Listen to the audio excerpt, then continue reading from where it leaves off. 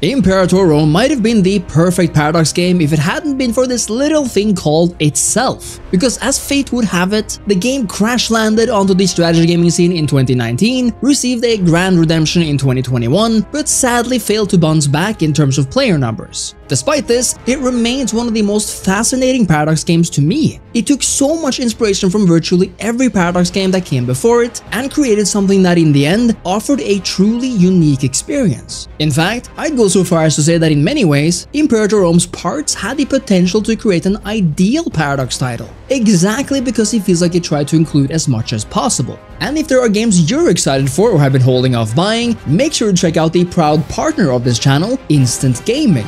Instant Gaming offers constant discounts on both upcoming, brand new, and old games even when Steam, PlayStation, Xbox, or Nintendo do not. And I love saving on games that are not on sale elsewhere. So if you're missing a Total War game, Age of Empires, Mythology, Paradox games, or just anything else, Instant Gaming most likely has a juicy discount for you. Find the best sales by using my link below, especially if you want to support the channel and the work we do here. Think about it, Imperator is for all intents and purposes an empire builder, and so it works like EU4. It lends you the reins of power of the state, tasking you with expanding your borders, building up your industry through various buildings and infrastructure, deepening your technological prowess and knowledge, and raising your armies based on a system of different units that counter other units. It works like Victoria too, in that it offers a population system in terms of pops who inhabit each province, who are made up of different classes of citizens and who follow different religions and come from different cultures. And much like a mix of EU4 and Victoria 2, but also somewhat different, it offers a trade and resource system, one where each province offers something different from the next, and where each resource leaves a meaningful impact on your economy,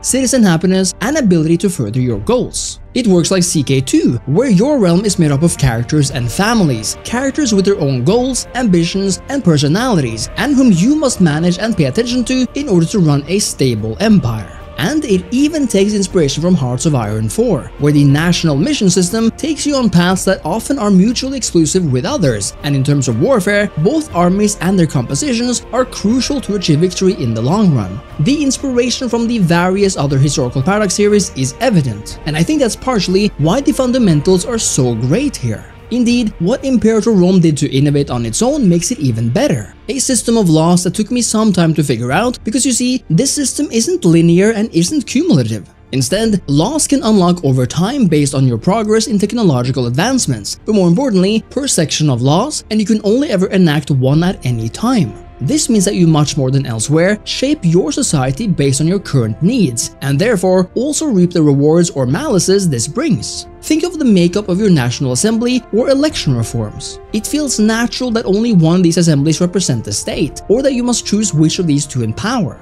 The same goes for the election reforms, where you're either choosing a more strict and democratic system or a more empowering and dictatorial one. But the hard choices are felt everywhere, and while these laws could have been fleshed out more or offered more options, I think it's a great system at the end of the day that encourages making those hard choices when times might be changing in the realm, rather than just a straight line where you unlock objectively better laws every now and then. It is admittedly a bit gamey and could have been made even deeper, but I really like what's here. The same exact thing goes for the religious system, where you must decide between different deities from your pantheon of gods. This is because in order to gain various bonuses, the gods must be worshipped, and you can only choose a specific number of gods to be worshipped at the same time. Even more importantly is that you can enact omens which empowers one god at a time, enhancing the bonuses you get for its duration.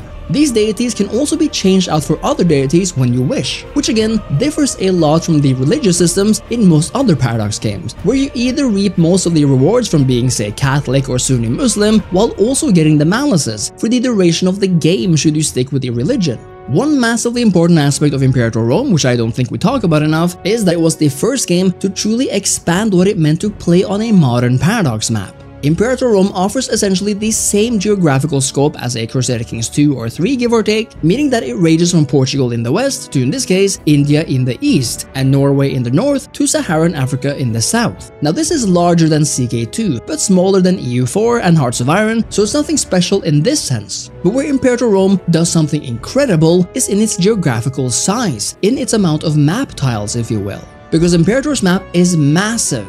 Italy itself is made up of hundreds of regions divided into dozens of provinces, and conquering the entire peninsula is a grand feat in itself. Panning across this map actually takes a while and reveals not just a massive size, but details that no other Paradox games before it compares to in a visual sense, showcasing extremely fine details in terms of terrain, settlements, sprawling cities and temples, wonders, and visible animals moving about. And whether we're talking European farmland, Egyptian grandeur, Mesopotamian monuments and rivers, Persian mountains, Arabian deserts, or heck, the magnificence of the sea, Imperator Rome ushered in an era of Paradox games where the campaign map took the center stage more than ever. Indeed, this influence is seen in everything that came after. CK3's map is substantially larger than CK2's, and Victoria 3's map is simply massive, especially considering that it also takes place on a global stage. And if the map wasn't enough, the fact that the cities actually feature city sprawl means that no settlements will look the same, since your buildings and amount of pops in each region actively determine how many houses we see and which size and models they take on.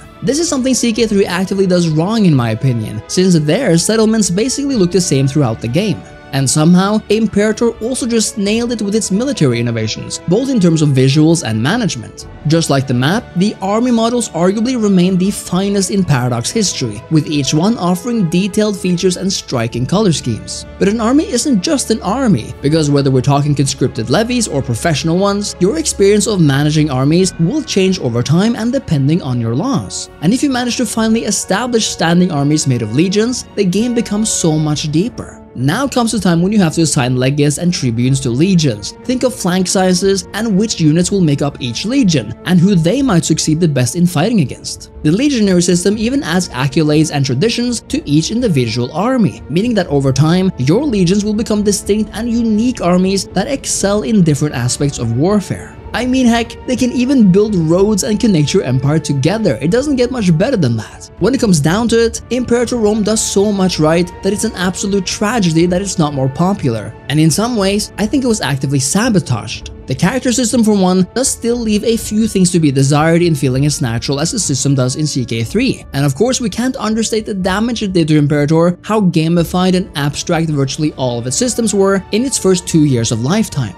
But one of the biggest faults of the game in my eyes was its inability to span enough centuries to truly bring the various important eras of the Roman and ancient world together, because that's a key feature of most Paradox games. CK3 spans a total of about 500 years if you wanted to, and EU4 takes on about 400. The ancient and classical world is equally ripe for this type of era exploration, but instead, it mostly takes place in a span of practically less than 300, which means that neither are we getting a true Imperial era showcase, nor are we able to experience the late Empire and the trouble of actually keeping this empire intact in the face of migratory hordes and stagnation. And it just generally feels like we don't have enough time to play here. Imperator Rome's focus is for all intents and purposes on the Roman Republic, not the Empire, which cuts a whole chunk of history out. Now, of course, this game is not just about Rome. There are literally hundreds of other kingdoms and empires out there, and I think when combined, these crucial mistakes kept Imperator from unleashing its potential as the perfect Paradox game. Because while the strategy is certainly here, the visual spectacle is present, and the music is banging, the scope of its eras, a few unrealized mechanics, and a horrible first impression kept this game from truly shining and giving it that staple as the quintessential Roman era strategy game, at least in the eyes of the general public. I think we can only hope that Paradox does not commit the same mistake twice, because a game of this potential and magnitude deserves even more love than this received. But what do you think? Is Imperator Rome the perfect Paradox game? Let me know in the comments, make sure to leave a like and subscribe to the channel, and check out Instant Gaming by using my link below for the best gaming sales on new and older titles. Thank you so much for watching, and I'll see you next time. Cheers!